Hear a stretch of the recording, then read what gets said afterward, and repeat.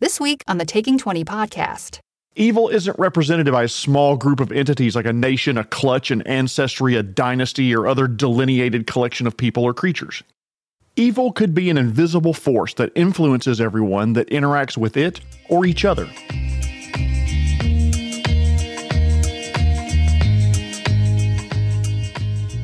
Ladies and gentlemen, welcome to episode 111. Why is evil allowed to persist in your world? Well, evil uses phrases like 11D1. This week's sponsor, croissants. If you can get one to play D&D with you, you're guaranteed a good role player. Just a reminder that this podcast survives thanks to donations by you, my beloved listeners. If you're interested in supporting the podcast, please head over to ko-fi.com/taking20podcast and consider donating. I'll thank you on the air, even if your name is Wet Fart McGillicuddy. Today's fantastic topic was submitted by a listener named Brett, who emailed me at feedback@taking20podcast.com with this suggestion. Something I've noticed recently is that my fantasy world can seem a bit too civilized at times.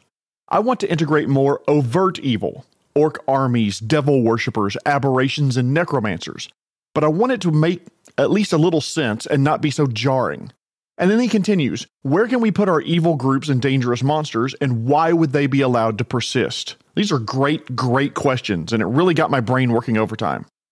I've run games where the balance of power between good and evil was weighted on either side or even perfectly balanced, but I'd never really sat down and codified the reasons why each would be allowed to exist in a world where they were unbalanced. Now, let's talk about terminology. I will refer to evil nations, evil groups, evil collections of people as just the word evil. This could refer to ancestries as well, but as we've talked about in previous episodes, a lot of game systems are doing away with the innate goodness and evilness of one ancestry or another. Classic examples of ancestries and races that were generally considered evil include orcs, goblins, undead, lizard folk, Kuo-toa, demons, devils, and so forth. Similarly, I will use the word good to refer to whatever group of peoples represent the forces of good in your world. It could be elves, humans, centaurs, Eladrin, or even gelatinous cube. It's your world, baby. Evil and good can be whatever you want them to be. So to make sure we're on the same page, evil represents whatever groups in your world traditionally represent immoral, wicked groups of people, and good represents the opposite. This episode presumes good and evil exists in some form in your world.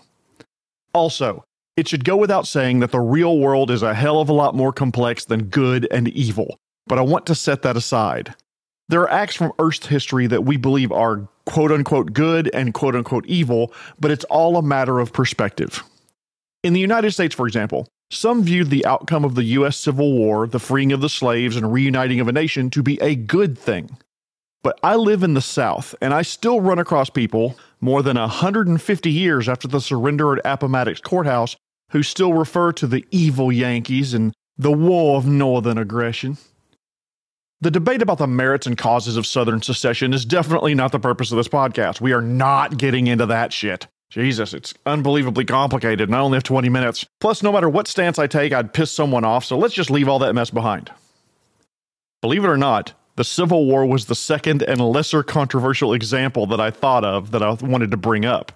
The first I thought of was the dropping of the bombs to end World War II, and why am I telling you all of this? Have my listeners become my therapists? Well then, alright. Well, it all started because my dad was really not an affectionate man. You see, come to find out I'm my harshest critic and I can't forgive myself easily for failures. Fucking COVID, man. I'm a ball of stress all the time. So I internalize my problems and I end up overeating quite a lot. Sometimes I just want someone to hold me and tell me it's gonna be okay. Wow, that 30 minutes really flew by. I probably need to edit that down or probably out of the podcast altogether. Sorry about all that talk about my libido confession and my dream where I'm standing on a raft made of old surfboards being stared at by crowds of beautiful women standing on the shore staring at me like I'm a god. What? Maybe I do need to see a therapist. Does anybody know if there's a stripper therapist also has an in-session buffet? Okay, back to RPG stuff, Jeremy. This whole episode presumes that there are groups that are evil, whatever that looks like in your world, and similarly groups that are good. So let's assume that is true. I want to take the questions Brett provided in reverse order because the second part is the much harder question.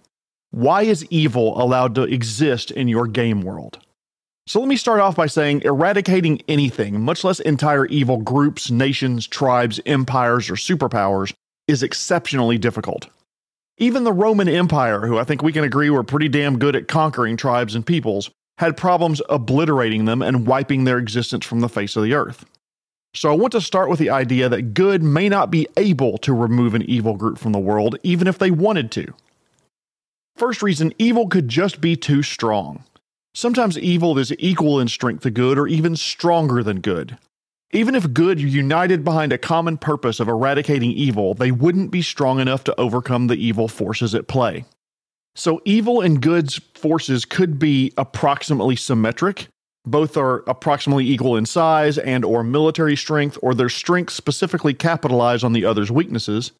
In this case, one attacking the other will likely result in mutual destruction. But it could be an asymmetric group like an evil empire and a good rebel alliance.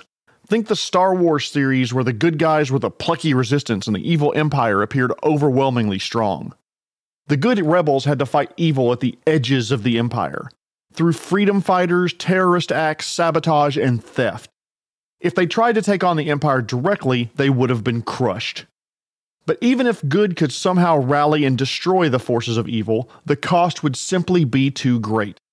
Why should they sacrifice, 3/4 of their army and hundreds of thousands of civilians when doing so would be extremely unpopular and possibly leave the good nation open to rebellion, invasion, or crime from within? Second reason why evil exists, evil is just too pervasive.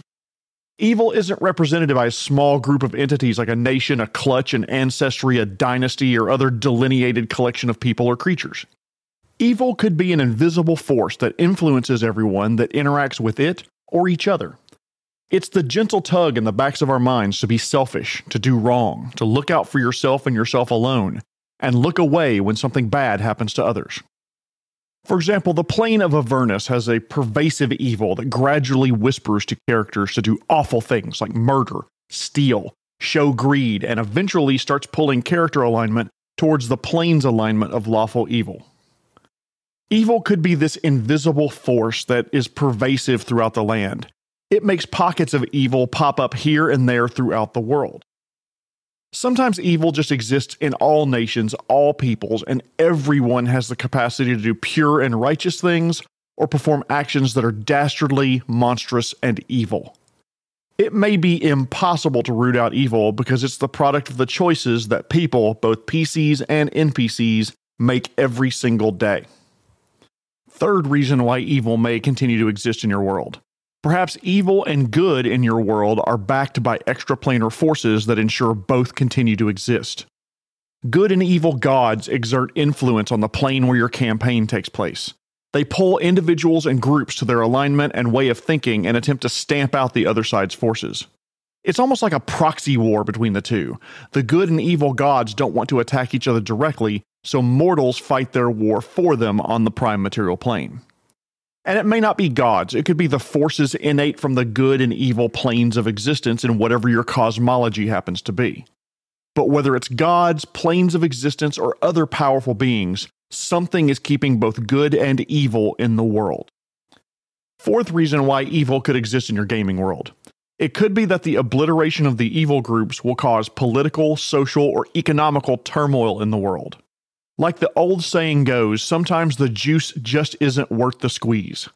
Maybe the good nation of Holy Rolla could trounce Sothia with a good hard week of fighting and it would all be over. But if they did, there'd be an economic crisis as the Sothian nation collapsed. There'd be a political blowback from the former allies of Sothia who condemn Holy Rolla's imperialistic expansion and genocide of the Sothian army. Holy Rolla may be brought before your campaign's version of the United Nations to answer for their aggression. Plus, suppose Sothia was a military-backed monarchy. The sudden power vacuum may cause riots, death, and unnecessary suffering, which good generally tries to avoid. Finally, evil could be more of a concept than a people. The good empire destroys a group of goblins causing problems, and another group springs up from the ashes of the old. It could be more goblins, or it could be people who object to the way the good empire destroyed their opposition. So back to the first part of the question. Where can you put evil groups in your world? Sometimes the location of evil provides the reason for why it exists. Not to be flippant, but you as a DM can literally put them anywhere you'd like. So perhaps the evil in your world is too distant from the good in your world. The distance could be a literal distance or figuratively far away due to the area it's in, like the environment or the inhabitants are inhospitable to the good forces, if you will. Like Gaul and Germania were for the Roman Empire, it could be a logistical nightmare to try to bring sufficient resources to bear on a quote-unquote evil group. Now please note, I am in no way saying that the people who lived in Gaul and Germania were evil. I'm just pointing out that it was a distant group from the Roman Empire. Evil groups could also be nomadic, constantly on the move, keeping their distance from good forces. Evil could live in an area hostile to good. Think of the Underdark in 5e or the Darklands on Galarian. The creatures that live there are hostile to those that live on the surface. The trip from the overworld to areas of the Darklands isn't a long hike, but the area is so hostile that it makes the effective distance greater than the miles on the map, because the forces of good will suffer losses gradually over time as they have to fight the orcs of the Underdark and the giants of the Underdark, and goodness knows what else lives down there. Another place you can put evil in your world is hidden in the shadows. Perhaps the exact nature of evil, or even the very existence of the evil group, is secret. It's a secret cabal, a hidden group operating from secret areas inside good territory. It could be masquerading as a business, for example, like a front for illegal activities in the back. It could be hiding as a religion, like a temple that hides money and foments rebellion from within. Or it even could be a government agency that is rife with corruption. Good may be shining a bright light all over most of the world, but there are always dark corners where evil is allowed to grow and fester. The brighter the light, the deeper the shadow. Even in the most controlling of governments and most restrictive of freedoms, it's impossible for the government to be everywhere all the time. So find some shadowy places for evil to exist inside of otherwise good areas. One phrase that really stuck out to me in Brett's original question was sometimes that the world feels too civilized. I think if that's true, then your world needs a Badlands or an edges of civilization beyond where civilization has currently expanded. To continue using the bad Roman Empire example that I started earlier, was the Roman nation civilized? Let's suppose it was compared to others at the time. In many of the Roman provinces close to the heart of the empire, life was extremely civilized, really. It was regimented, orderly, boring. You're a Roman citizen. You wake up, work on the aqueduct expansion for 8 to 10 hours, buy some wine, cheese, grain, and fruit at the marketplace, go to your modest home, and spend time with your family. Lather, rinse, repeat until you died. Civilized, genteel, dull. And before I leave the subject of Rome, they had things called vomitoriums, but you know people didn't actually throw up in them, right? The vomitorium was the name for an entrance to a theater or gladiator arena. It comes from the similar root word as vomit, because that's when the theater was over or the gladiator fights ended, people would spew forth from the entrances back into the street. And while we're at it, Romans didn't have orgies left, right, and center either, like they tend to be depicted in our modern culture. Sure, the Caesars and I'm sure some of the senators had their fair share of them, but there wasn't a giant sign up outside the temple saying, "Orgy today, first serve, first come." Regardless of the disappointing lack of puking and orgies, Roman life in lots of the empire was relatively safe most of the time. Yes, after dark you could still find muggers, just like big cities today, and tourists were prime targets to get scammed. Overall, though, close to Rome, the Senate and Caesars cracked down hard on crime. Well, okay, crime they didn't profit from, but that's a separate issue. However, let's go to some of the remote locations in modern-day Spain, for example. There were constant clashes with the Iberian tribes, the Gallic tribes in modern France, the Germanic tribes in modern-day, well, Germany. And they say history's hard. In those areas, danger for Roman citizens was only a few dozen miles away. You never knew when these non-Roman groups would organize and attempt to retake their land or attack the Roman citizens, settlements, and armies. And to reinforce an earlier point about evil being subjective, from the Roman standpoint, they were doing good things in Germania, trying to bring civilization to the wildlands. From the Germanic point of view, they were ruthless invaders attempting to wipe out their history and culture. You say tomato, I say genocide. If the world feels too civilized, then you need to create some areas beyond the borders that don't have the trappings of whatever the dominant civilizations are. Suppose the good in your world is represented by a large dwarven civilization, and the evil is a group of demon-worshipping drow. Note, I'm not saying all drow are demon worshippers, but this group is. If your dwarves are diggers and tunnelers, then I'd assume that they would make halls of stone, to quote Lord of the Rings. There will still be areas underground, though, beyond which the dwarven tunnels reach. What lives there? Is there a giant serpent folk kingdom? Is there a group of drow settlements that are banding together to reclaim their lost temple? Are there shadow giants trying to reclaim a lost longsword named Darkfang? What are they doing? How organized are they? Are they similar to the dwarven kingdom or very, very different? What wild areas there are in the world are where you can actually bring danger to bear on the PCs. Identify those wild areas and what those areas are like. What terrain is there? What creatures hold sway and dominance? Why hasn't civilization expanded to there yet? Is it because it's too distant from the Empire? Are there no valuable resources to take? Is it too wild and untamed? Is the juice just not worth the squeeze? You as the DM or GM can pick that reason. Now, way too late in the episode, let me get to the payoff pitch as to why evil should exist. Lack of evil in your world means conflict is at best harder to define. There wouldn't be a handy antagonist that the PCs could feel good about thwarting. Many times players want their characters to be the big damn heroes. They want to be the shining lights of good. And what better to be the shining light of good than going after the big damn evil villains? The presence of evil in your world gives the DM a ready source of baddies whose beliefs and goals are diametrically opposed to the vast majority of adventuring parties, since most parties at least lean somewhat more good than evil. Could you do the same with law versus chaos instead of good versus evil? Absolutely. The problem is that especially for new players, the conflict between law and chaos is harder to understand than good and evil. Sure, Robin Hood was chaotic, the Sheriff of Nottingham was lawful, but we remember the conflict easier because the Sheriff was also evil, while Robin Hood was largely good. Finally, having evil places and evil people in your world allows for evil campaigns. The presence of evil allows for a reason to have an evil campaign. I know evil campaigns are relatively rare, and most PCs are goody-goody two-shoes. Oh, let's save the orphans and kiss the babies and whatever else. Sure, beating up the Bandit King for answers is fine, but smash one Elf King's ankle with a hammer and suddenly you've gone too far. With some force of evil out there, though, it can be an easy reason for the PCs to unite against the forces of good, to root out purity and holiness wherever it can be found, to take what's most sacred in your world and rub their ass cracks on it. So why does evil exist in an RPG world? It could be strong, far off, pervasive, hidden, or maybe even kept alive by extraplanar forces. Brett, I hope this answered your question. If not, please reach out to me and let me know.